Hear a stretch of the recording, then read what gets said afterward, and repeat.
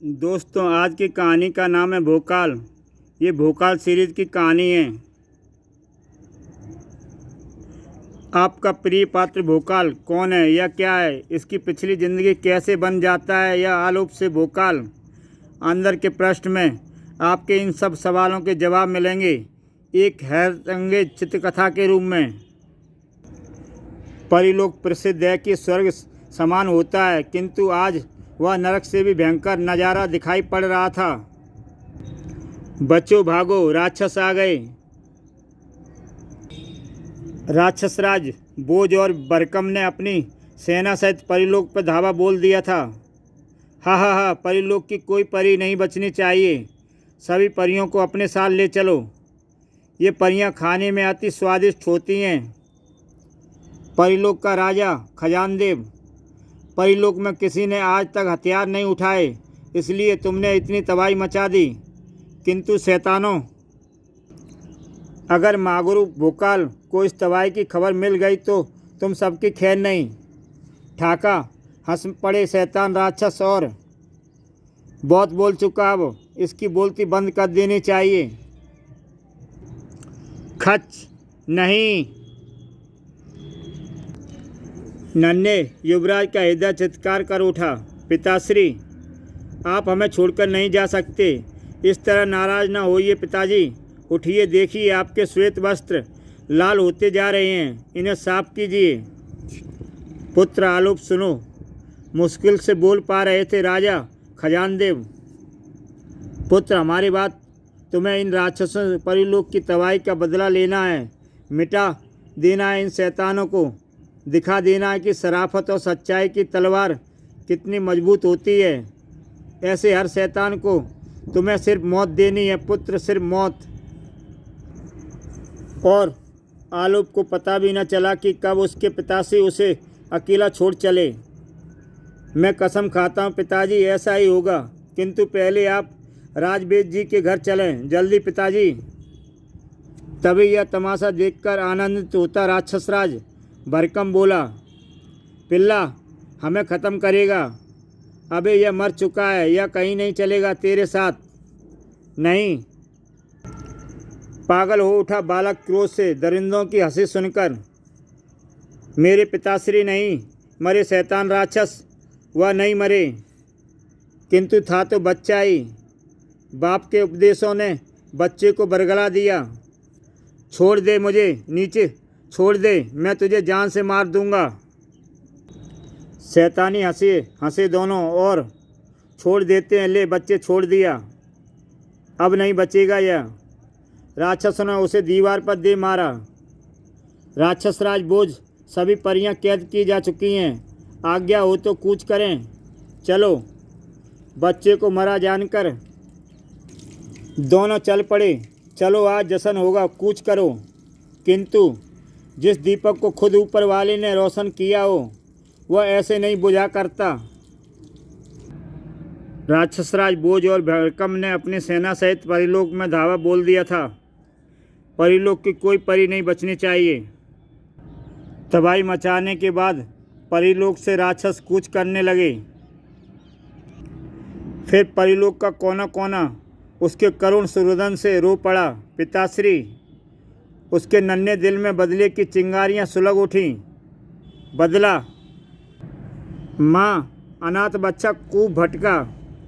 माताश्री, किंतु ऐसा लगता था कि जैसे परिलोक में ऐसा कोई बच्चा ही नहीं था जो उसकी पुकार सुनता।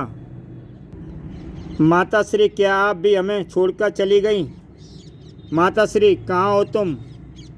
कितनी देर तक रोता रहा वह? किसी की बहुत ही हल्की आवाज़ ने उसकी सिसकियों का क्रम तोड़ा।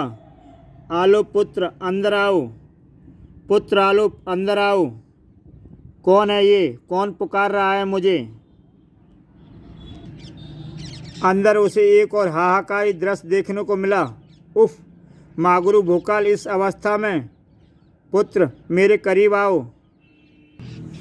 वह आगे बढ़ा। यह क्या हुआ मागुरु? वे राक्षस मेरे पिताजी माताश्री सबको मार गए। हाँ पुत्र, वे मुझे भी लंगड़ा करके मरने के लिए छोड़ गए। मैं उस समय समाधि में बैठा था जब उन्होंने मुझ पर धोखे से वार किया और मैं इस स्थिति में आ गया। चाहकर भी परीलोक को न बचा सका। लाल लाल आंखों से क्रोधाग्नि बरस पड़ी। बदला, मुझे बदला लेना है मागरू, उनसे अपने माता पिता की हत्या का। हाँ पुत्र, बदला भी लेना है और अपनी माँ को भी खोजना है तुम्हें।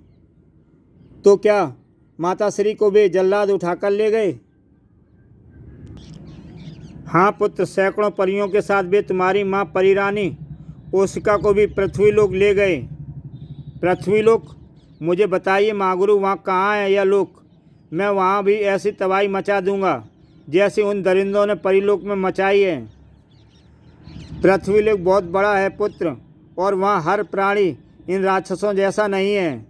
वहाँ जाकर तुम्हें इन्हें खोजना पड़ेगा। मैं खोजूंगा मागरू, आप बताइए वहाँ पहुँचा कैसे जाएगा? पुत्र, वह पत्थर हटाओ। अभी लीजिए मागरू। आलोप उस पत्थर पर झुका और उफ, बहुत भारी है। इतना वजनी पत्थर तो कोई बड़ा ताकतवर ही उठा सकता था। किंतु बच्चे, मैं जबरदस्त इच्छा शक्ति थी। पुत्र, और प्रयत्न करो, तुम्हें बदला लेना है, बदला। मैं इसे उठाकर रहूँगा। उफ! किंतु वह उसे हिला भी ना सका। मागरू भोकाल के ओठों पर थिरक उठी मुस्कान, एक घायल मुस्कान। पुत्र, मेरा नाम पुकारो। किंतु बच्चे में जबरदस्त इच्छा शक्ति थी। पुत्र, और प्रयत्न करो, तुम्हें बदला लेना है, बदला। मैं इसे उठाकर रहूँगा। किंतु वह उसे हिला भी ना सका। मागरू भोकाल के ओठों पर थिरक उठी मुस्कान, एक घायल मुस्कान। पुत्र, मेरा नाम पुकारो। आलोक के होठ फड़के। भोकाल! अद्भुत परिवर्तन हुआ उसके स्वरूप में और वह आलोक से भोकाल बन गया।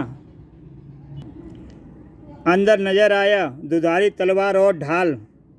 तभी मागरू भोकाल की आवाज़ वहाँ गूंजी, पुत्र, इन्हें मेरे पास लेकर आओ। आलोक के हाथ तलवार पर जम गए। परीलोक में प्रथम बार किसी ने हथियार पकड़ा होगा और अगले ही क्षण तलवार व ढाल आलोक के हाथों में थी।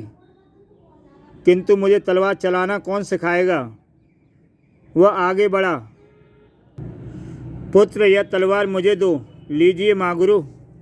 मागरू भोकाल ने तलवार का रुख आलोक की तरफ किया। अपनी सीधी बाँह आगे करो भोकाल। जो आज्ञा मागरू। तलवार में से चिंगारी निकली और भोकाल की कलाई में हमेशा हमेशा के लिए वह निशान छप गया। पुत्र, अब जब भी तुम मेरा नाम पुकारोगे, यह तलवार, ढाल, कवच और यह शक्तिवान स्वरूप तुम्हें मिल जाएगा।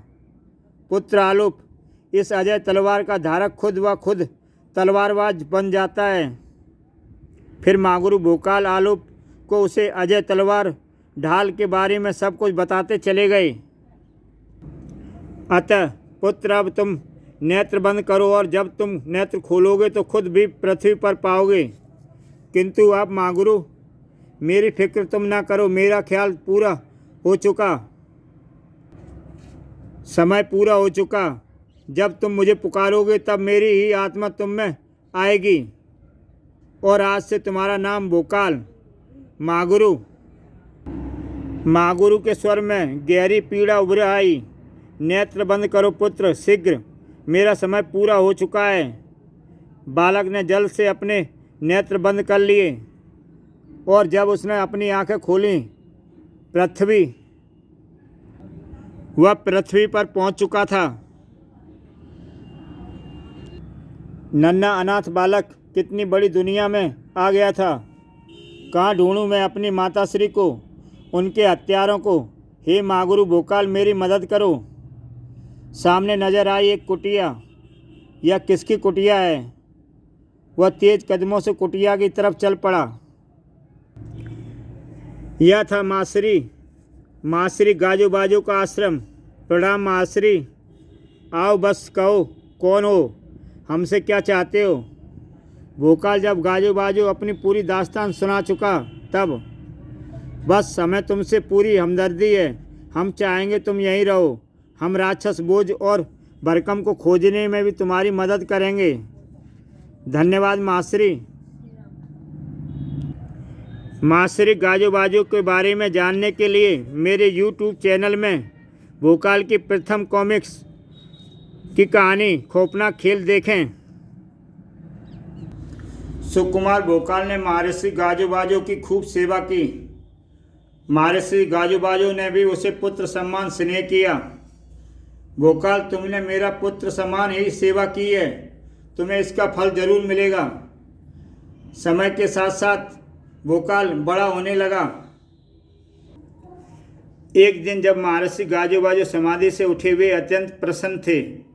पुत्र भोकाल, हमें तुम्हारे लोक में तबाही मचाने वाले राक्षसों का पता चल गया है। सच महर्षि, सच। खुशी भोकाल से भी संभाले नहीं संभल रही थी।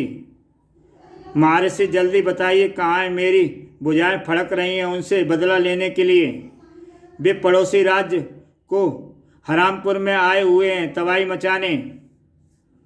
इसी दिन का इंतजार मैं पृथ्वी पर 10 वर्ष से सुलग रहा था वह और नहीं रुक सकता था। कोहरामपुर में आज वास्तविक कोहराम मचा हुआ था। जितनी भी सुंदर युवतियां हैं सब इकट्ठी कर लो। वाह, इनका नरम नरम मांस खाकर मजा आ जाएगा। तभी उन राक्षसों के सामने आ खड़ा हुआ भोकाल। ठहरो अधर्मियों, बस अब और तबाही नहीं मचा सकते तुम। राक्षस जोरदार हंसी हंसने लगे और दुष्ट राक्षस ने भोकाल को उछाल फेंका। मच्छर हमें ललकार रहा है। वह क्रोध में फुफकार उठा। भोकाल, सामत आ गई राक्षसों की। यह महागुरु भोकाल को टांगे काटने के बदले गिन गिन कर बदले ले रहा था। भोकाल, यह महागुरु भोकाल की हत्या के बदले अपनी जिंदगी का सबसे कपा देने वाला दृश्य था राक्षसों के सामने। परिलोक में मचाई तबाही का बदला आज पूरा होगा। भोकाल ने राक्षसों के बीच तबाही मचा दी। वह अकेला उन राक्षसों के साथ खेल रहा था मौत का खेल। मुझे अनाथ बनाने के लिए बदला बदला। राक्षस त्राई त्राई कर उठे। अपनी जिंदगी की पहली लड़ाई जीत गया था भोकाल। बोल, जुबान खोल, बता कहाँ है परी रानी?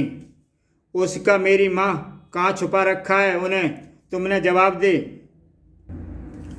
अच्छों की जुबान खुल जाती है मौत के सामने। वह राक्षस राज बोझ और भरकम के कैद में है। बोझ और भरकम कहाँ हैं? यह दोनों बोल, कहाँ हैं वह दोनों?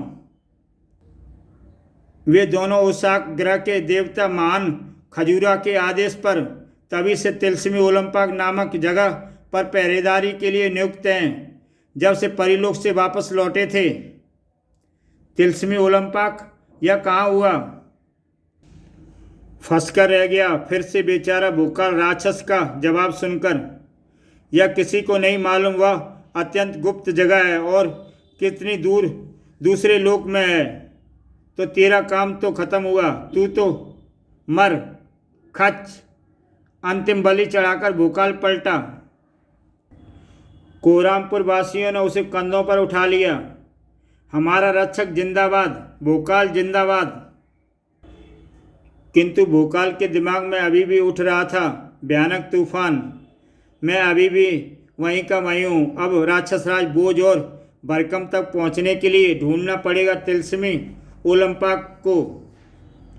महर्षि गाजो बाजो ने को जरूर तिलस्मी ओलंपाक के बारे में मालूम होगा। तभी वहाँ गूंज उठी एक मुनादी। सुनो सुनो सुनो, कोहरामपुर वासियों को विकासनगर के राजा विकास मोहन का निमंत्रण। जो भी महावीर सर्वोत्तम पुरुष महाराज द्वारा आयोजित खौफनाक खेल में भाग लेना चाहे उसका विकासनगर में स्वागत है। सर्वोत्तम महावीर को महाराज विकास मोहन व महाबली भूचांग भेजेंगे तिलस्मी ओलंपाक, जिसके तिलस्म तोड़ने वाले को मिलेगा बहुत बड़ा खजाना। मुनादी का एक एक शब्द भोकाल के जहन में घुसता चला गया। विकासनगर, महाराज विकास मोहन, महाबली भूचांग, तिलस्मी ओलंपाक। अब उसके पास रुकने के लिए वक्त नहीं था। महर्षि गाजोबाजो के आश्रम में पहुंचकर ही सांस ली उसने। महर्षि, कहाँ हैं आप महर्षि? किंतु महर्षि गाजोबाजो उसे कहीं नहीं मिले। भोकाल ने 2 दिन भूखे प्यासे महर्षि गाजोबाजो की प्रतीक्षा की। महर्षि बिना बताए कहाँ चले गए। 10 वर्ष में कभी ऐसा नहीं हुआ था। अतः उसने विकासनगर जाने का दृढ़ निश्चय कर लिया। फिर भोकाल विकासनगर की क्रीड़ा स्थल पर पहुंच गया। विकासनगर के क्रीड़ा स्थल में 4 विजेता चुने गए, भोकाल, सूतान, अतक्रू व तुरीन, जिन्हें महाबली भूचांग ने तिलस्मी ओलंपिक में भेज दिया। मित्रों, यह थी मेरी कहानी, जिसे सुनने के बाद तुम सब बेचैन थे। भोकाल, हम सब तुम्हारी माताश्री को ढूंढने में तुम्हारी मदद करेंगे। कुछ देर बाद, भोकाल, हमें शीघ्र ही इस रेगिस्तान से निकल लेना चाहिए। मुझे मौसम के आसार कुछ ठीक नहीं दिख रहे। ठीक कह रहे हो तुम। कितना सही पूर्वाभास था अतक्रू का। तेज आंधी ने उन्हें हिलने का मौका भी नहीं दिया। तुरीन, श्वेता, सूतान, कहाँ हो तुम? भोकाल, भोकाल चाचा, इतना रेत उड़ा कि सिर्फ रेत की आवाज़ सुनाई पड़ती थी और कुछ नहीं। रेत ही रेत दिखता था और कुछ नहीं। सबको अथाह रेत ने निगल लिया। और जब आंधी थमी, रेगिस्तान के उस टुकड़े में कई कब्रें दिखाई पड़ रही थीं। पृथ्वी पर यह क्या हुआ? कहाँ गए वह सब? क्या भोकाल मर गया? नहीं, भोकाल कभी नहीं मर सकता। यह था कोरी ढकेल के राजा कोरिया का राज परिवार, विशालगढ़ का राजा विक्रम सिंह। बाकीलाल, यह क्या हुआ? हमारा प्यारा भोकाल कहाँ खो गया? मुच्छड़, काश तेरी भी किसी रेगिस्तान में ऐसी कब्र बन जाए। महाराज, देखते जाइए, भोकाल कब्र फाड़कर भी बाहर आ जाएगा। पृथ्वी के सभी राजा जो इस शानदार खेल का मजा ले रहे थे, उफ, अब इन्हें यहाँ से कौन निकालेगा? खोया नगर का राजा पाय सिंह, भोकाल, भोकाल, चोटपुर का राजा सुजादेव। यह हमारे भोकाल चीखने से क्या होगा? वह तो भोकाल कुछ कर सकता है। कायरगढ़ का राजा शेरदिल,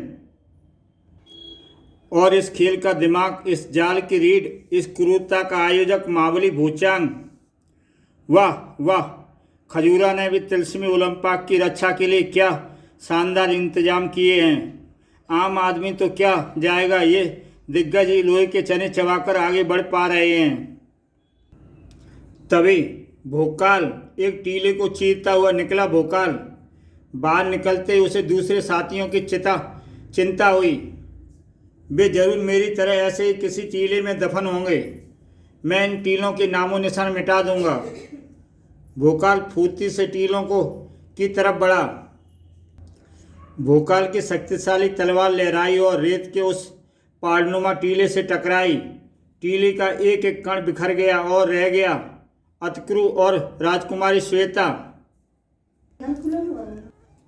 ऐसे ही दूसरा टीला भी उड़ा दिया गया। सूतान ने अब भी बाज नहीं आया। यार, तुम लोग कहाँ से आ गए? मैं तो सोच रहा था कि यमराज मिलेगा तो उसे सम्मोहित करूँगा। जाओ यार, सब गुड़ गोबर कर दिया। किंतु भोकाल को तो अभी चिंता थी तुरीन की। लेकिन सभी टीले ढहने के बाद भी जब तुरीन नहीं मिली, वह कहाँ गई? बहुत देर तक भी जब वह ना मिली, उफ, हमने अपने बहुत अच्छे साथी गंवा दिए। पृथ्वी पर भी तुरीन और कपाला के खोने का गम मनाया जा रहा था। उफ, तुरीन, मैं तुम्हारी दीवानी थी। उफ, राजवेद को बुलाओ, मुझे दिन में दौरा पड़ा है। मेरा क्या होगा? मैं तो कुंवारा रह जाऊंगा। मुझे तो तुरीन से शादी करनी थी। मौतगढ़ की राजकुमारी चाला, भोपाल का राजा चौपाल, गढ़चिरौली खुर्द का राजा मजानू। हाय तुरीन, तू कहाँ गई?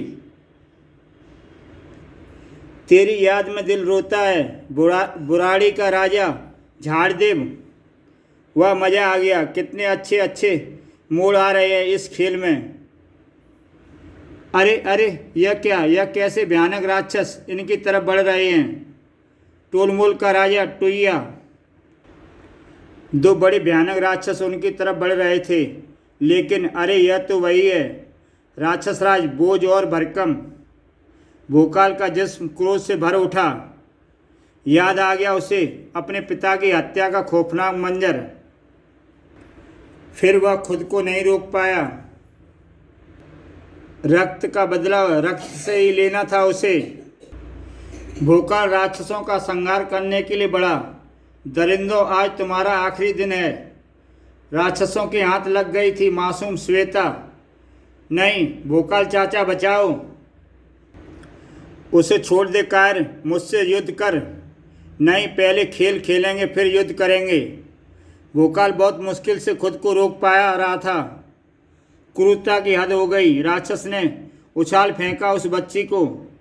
लो भरकम, संभालो, लपको, खेलते रहो। राजकुमारी श्वेता तो फूलों की तरह पली थी, आज किस बेदर्दी से उछली जा रही थी। मज़ा आ गया। वाह, क्या शानदार खेल है। भोकाल यह निर्ममता नहीं सह गई। जानवरों, वाह जबरदस्त था, किंतु सही वक्त पर रुक गया, वरना। काटो, अरे रुको, क्यों गए। हाँ काटो, बहुत बड़ी हानि होने से बच गई। खूब हंसे दानव उस बेबसी पर।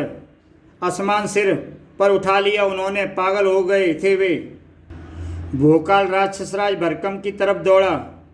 अगर यह मजबूरी ना होती तो तुम्हें अब तक यमलोक पहुंचा चुका होता। तभी राक्षसराज भरकम ने अपनी तलवार श्वेता की गर्दन पर टिका दी। बस, अब यह खेल खत्म। अब हम दूसरा खेल खेलेंगे।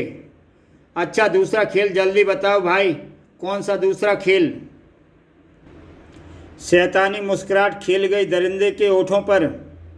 अब भोकाल अपनी तलवार से अपने अंग काटेगा, और अगर नहीं तो मैं इस बुलबुल की गर्दन काट दूंगा। जैसे भीमतस दिमाग वैसे भीमतस खेल। चौंक उठे सब, चीख कर निकल पड़ी उनकी। नहीं भोकाल चाचा, नहीं, मुझे मर जाने दो। आप इनसे अपना बदला ले लो। बच्ची के दिल में कितना दर्द था भोकाल के लिए।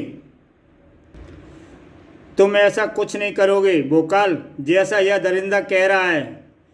मेरे रहते ऐसा कुछ नहीं होगा भोकाल। भोकाल आगे बढ़ा। नहीं, मैं इस बच्ची के लिए अपनी जान दे दूंगा। मुझे कोई नहीं रोक सकता। यह क्या अनर्थ होने जा रहा था। काटो, पहले हाथ, फिर पैर, फिर सिर। भाई भरकम, तुम्हारा खेल तो बहुत शानदार है। नहीं चाचा, नहीं। पृथ्वी पर हर व्यक्ति सांस रोके यह अनर्थ देख रहा था। नहीं, पोची का राजा चोची, मुझे छोड़ दे सुल्तान, छोड़ दे मुझे। भोकाल को रोकने दो। नहीं अतकुरु, रुक जाओ, वह जो कर रहा है ठीक कर रहा है। गजरोला का राजा उड़न खटोला, ऐसा मत करो भोकाल, तुम्हें कुछ ना हो गया तो मैं अपनी जान दे दूंगा। और विकासनगर में महाराज कुछ कीजिए, अगर भोकाल को कुछ हो गया तो हमारी श्वेता की रक्षा कौन करेगा। हम तुरीन को खो जाने से पहले ही दुखी हैं प्रिय, हमें और दुखी ना करो। मुझे और मदिरा पीनी पड़ेगी, सारा नशा हिरण हो गया। दरिंदगी अपनी सभी सीमाएं पार कर चुकी थी। वाह शाबाश, अब दूसरा पैर भी काट फेंको। भोकाल ने अपनी दूसरी टांग की भी बलि दे दी। हाँ ऐसे, अब काटो अपनी गर्दन। किंतु अगले ही पल किसी ने राक्षसराज भरकम को उछाल फेंका। धरती से टकराते ही दोनों का सम्मोहन टूटा। जी हाँ, सम्मोहन, यह सब था सुल्तान के शानदार सम्मोहन का कमाल। मिली मिली गिली गिली, जिनकी आड़ में अतकुरु ने राक्षसराज भरकम को धूल चटा दी। और भोकाल, वह तो सही सलामत खड़ा मुस्कुरा रहा था। धन्यवाद सुल्तान, अब मेरी बारी है इनसे खेलने की। तुम दोनों बच्ची को लेकर पीछे हट जाओ। धोखा। टूट पड़ा भोकाल उन नीच हत्यारों पर। इंसानियत के आगे हैवानियत नहीं टिका करती। हत्यारों अपने ऊपर हुए एक एक अन्याय का बदला लेने से रोकने के लिए अब कोई रुकावट भोकाल के सामने नहीं थी। खच्चक अभी नहीं, अभी तो तुमसे और भी कुछ काम है।